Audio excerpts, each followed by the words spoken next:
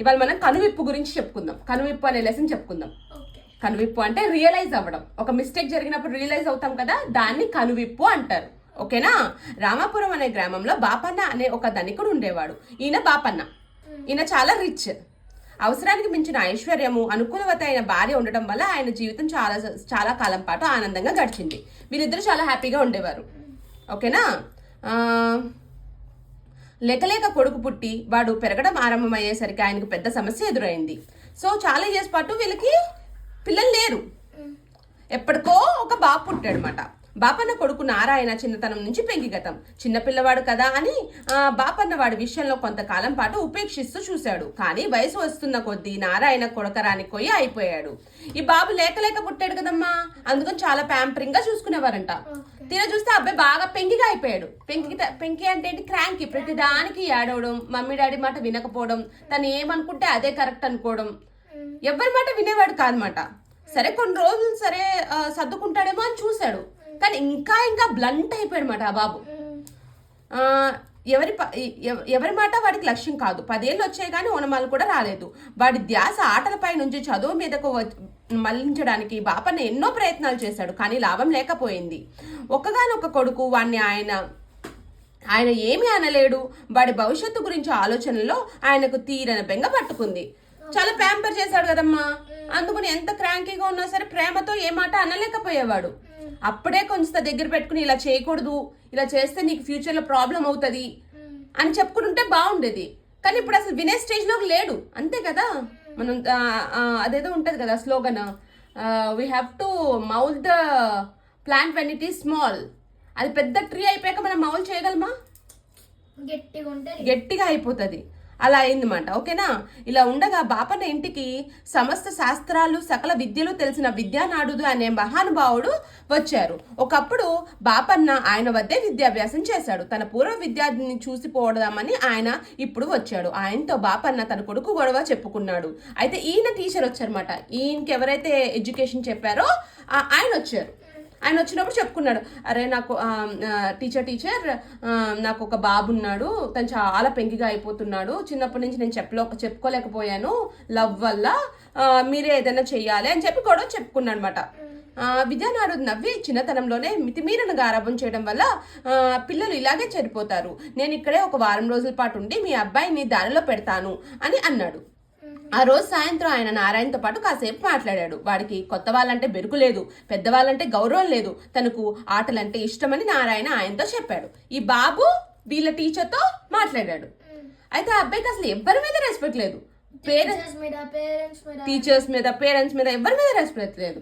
ఎప్పుడు ఆడుకోవడం అంటే ఇష్టం అంట ఆ బాబుకి. నువ్వు ఎలాంటి ఆటలు ఆడతావు? నాకు చూడాలని ఉంది. నీ ఆటలు బాగుంటే నేను కూడా ఆడతాను. చదువుకోమని ఇక మీ నాన్నని నిన్ను వేధించకుండా చూస్తాను అన్నాడు విద్యానాడుడు. ఈ మాటల్లో నారాయణకి ఉత్సాహం కలిగింది. వాడు ఆయనతో, నేను ఇంట్లో ఆడేవి ఆటలే కాదు, నా అసలు ఆటలు చూడాలంటే ఊరు బయట కొండ మీదకు రావాలి అన్నాడు. ఏమన్నాడంటమ్మా?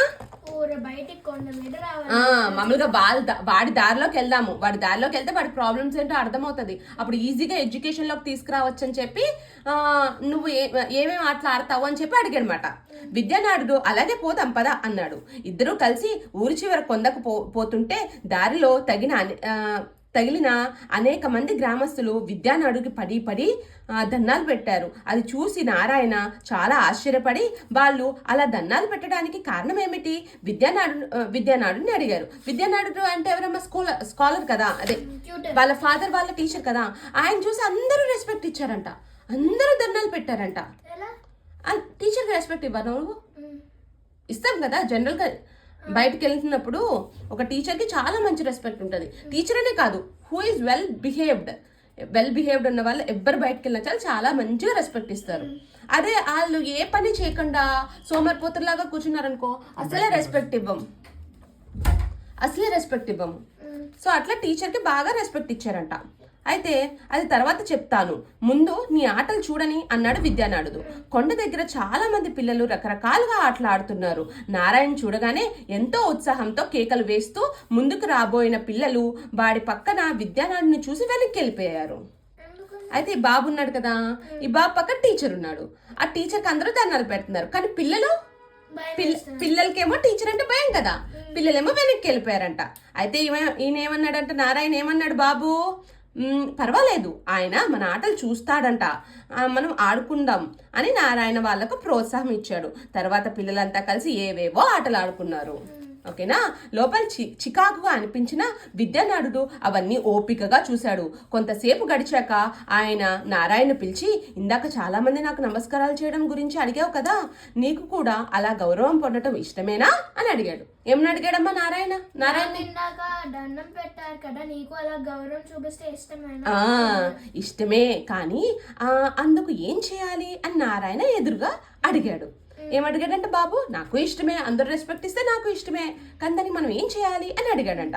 బహుశా ఈ ఆటలన్నీ మానవాల్సి వస్తుంది, నువ్వు ఆ పని చేసేటట్టయితే నిన్ను కూడా అందరూ గౌరవించేలాగా నేను చేయగలను, ఏమంటావు అన్నాడు విద్యానాథుడు. ఏమన్నాడంట విద్యానాథుడు, నువ్వు కొంచెం ఆటలు తగ్గించుకోవాలి అన్నాడంట.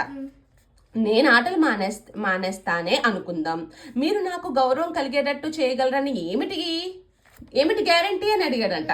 నేను మానేస్తా, సరే ఏంటి గ్యారంటీ, అందరు రెస్పెక్ట్ ఇవ్వకపోతే అప్పుడు ఏం చేస్తాను అని అడిగాడంట. అని నారాయణ నిర్లక్ష్యంగా కేర్లెస్గా అడిగాడు. ఓకేనా. ఈ ప్రపంచంలో నాకు అసాధ్యం అంటూ ఏదీ లేదు, నేను తలుచుకున్నానంటే ఎవరికైనా దేనికైనా గౌరవం లభించి తీరుతుంది అన్నాడంట. ఒక టైప్ ఆఫ్ ఒక ప్రౌడ్నెస్ ఉంటుంది ఒక టీచర్కి. నేను పిల్లల్ని మౌల్డ్ చేస్తాను, వాళ్ళ కెరియర్స్ని నేను బిల్డ్ చేస్తాను అని ఒక టైప్ ఆఫ్ ప్రౌడ్నెస్ ఉంటుంది కదా, ఆ ప్రౌడ్నెస్తో చెప్పాడంట. అన్నాడు విద్యార్థుడు గర్వంగా ముఖం పెట్టి. నారాయణ వెటకారంగా నవ్వుతూ అటు ఇటు చూసి కొంచెం దూరంలో నేల మీద పడి ఉన్న నల్ల రాతిని కాలితో విద్యానాథుడి కేసి తోసి, చెప్పండి ఈ రాయికి కూడా గౌరవం కలిగిస్తారా అని అడిగాడంట. నువ్వు ఎవరికైనా ఇస్తా అన్నావు కదా, ఏమన్నా టీచర్గా ప్రౌడ్గా, నేను తలుచుకుంటే ఎవరికైనా గౌరవం వస్తుంది. అయితే బాబు ఏం చేశాడంటమ్మా, ఆ రాయిని ఇచ్చేసి దీనికి ఎలా గౌరవం తెప్పిస్తావో చూస్తాను అన్నాడంట. విద్యానాథుడు తొనకకుండా ఈ రాయిని ఎలా ప్రతిష్ట కలిగిస్తాను రేపు నువ్వే చూస్తావు అని రాయి తీసుకుని అక్కడి నుండి వెళ్ళిపోయాడు. ఎవరో పిచ్చివాడిలా ఉన్నాడు అని పిల్లలందరూ నవ్వుకున్నారు. ఒక రాయికి మనం ఎట్లా గౌరవం తెస్తాము, రాయి అంటే ఒక యూజ్లెస్ థింగ్ లానే చూస్తాం కదా. అయితే ఇప్పుడు ఆ టీచర్ దానికి ఎలా గౌరవం తెస్తారో చూద్దాం. ఓకేనా. అయితే ఒక ఛాలెంజ్ చెప్పాడంట. ఏమన్నా టీచర్, రేపు దీనికి గౌరవం వచ్చేలాగా నేను చూపిస్తా అన్నాడంట. నారాయణ మటుకు విద్యానాథుడు రాయి తీసుకుపోవడం చూసి కాస్త ఆశ్చర్యపడ్డాడు. బాబు ఏమయ్యాడమ్మా, ఆశ్చర్యం, కొంచెం సర్ప్రైజ్ గా ఫీల్ అయ్యాడు. మన్నాడు నారాయణ నిద్ర లేచేసరికి ఇంటి నడవాలో అంటే హాల్ వాక్ ఏరియా నడవాలో చాలా హడావిడిగా ఉంది. అదేమిటో తెలుసుకుందామని వాడు అక్కడికి వెళ్ళేసరికి ఒక బల్ల మీద జీవకళ ఉట్టిపడే కృష్ణుడి విగ్రహం ఉంది. కృష్ణుడి విగ్రహాలు ఉంటాయి కదా, కృష్ణుడు అంటే గాడ్ తెలుసు కదా, ఆయన విగ్రహం ఉంది. అంటే ఆ రాయని కృష్ణుడిలాగా మౌల్ చేశారనమాట. మేబీ ఆ టీచర్కి ఆ ఆర్ట్ రాకపోయినా స్కల్ప్చర్స్ చేసే వాళ్ళు ఉంటారు కదా, ఆయనకి ఇచ్చి ఆ రాయిని ఒక కృష్ణుడి విగ్రహం లాగా చెక్కమనేసరికి ఆయన చెక్కారన్నమాట. సో అది చూసి జనాలందరూ అబ్బాయి ఎంత బాగుంది కృష్ణుడి విగ్రహం, ఎంత కళగా ఉంది అని చెప్పి అందరూ వచ్చి దండం పెట్టుకున్నారు. దండం పెట్టడం అంటే ఏంటమ్మా, రెస్పెక్టే కదా అది. ఓకేనా. జనం ఒక్కొక్కరే వచ్చి దానికి నమస్కారం చేసి పోతున్నారు. విద్యానాథుడు అక్కడే నిలబడి ఉండి నారాయణ చూడగానే బయటికి రమ్మని ఇట్లా సైగ చేశారన్నమాట. నిన్న నువ్వు కాలితో తన్నేసిన రాయి ఈ విగ్రహంగా మలిచాను, అందరూ దానికి నమస్కారాలు చేస్తున్నారు. ఇప్పటికైనా నా శక్తి నీకు నమ్మకం కలిగిందా అని ఆయన నారాయణను అడిగాడు. చూసావా, ఒక దేనికి పనికిరాయన రాతిని కూడా మంచిగా రెస్పెక్ట్ ఇచ్చేలాగా ఒక టీచర్ మౌల్డ్ చేయగలరు, మనల్ని మనం మౌల్డ్ చేసుకోగలన్నమాట. ఓకేనా. నారాయణ ముఖం చిల్లించి, రాయి కాబట్టి మీరు చెప్పినట్టు వింది, మీకు లొంగింది, నేనెందుకు సులభంగా మీకు లొంగుతాను, 10 మంది నన్ను గౌరవించేటట్టు చేయడం మీ వల్ల కాదు అన్నాడు. అప్పటికైనా మారాడా వాడు? బాబు మారలా, అది రాయి కాబట్టి మీరు ఎలా చెప్తే అలా వింది, దాన్ని మీరు మార్చగలిగారు, నేనెందుకు మీ మాట వింటాను అని అడిగాడంట. దీనికి సమాధానం విందాం, ఓకేనా? విద్యానాడుడు వెటకారంగా నవ్వి, వెర్రివాడ, నిన్ను అందరూ గౌరవించేలాగా చేయలేకపోతే అందువల్ల నాకు వచ్చే అవమానం ఏమీ లేదు. నీకన్నా ఆ రాయే నయమని 10 మంది నిన్ను గురించి అనుకుంటారు. ఆ మాట గుర్తుంచుకో అన్నాడు. అంతేనా?